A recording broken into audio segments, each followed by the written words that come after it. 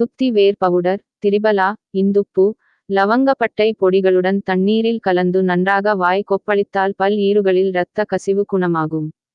துத்தி இலையை பருப்புடன் சேர்த்து சாப்பிட்டால் மூலச்சூடு நீங்கும்.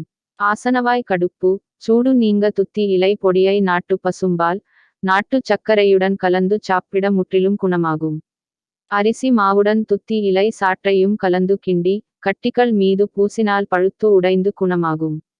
துத்தி பூ சூரணத்தை நாட்டு சர்க்கரை, நாட்டு மாட்டு பாலில் கலந்து முறையாக சாப்பிட்டால் இரத்த கெந்தி, நுரையீரல் கபம், இருமல், காசநோய், இரைப்பு போன்ற குறைகள் முற்றிலும் குணமாகும். குடிநீரில் விதையின் பொடி சிறிது கலந்து குடித்தால் பெண்களுக்கு வெள்ளைப்படுதல் நோய் குணமாகும்.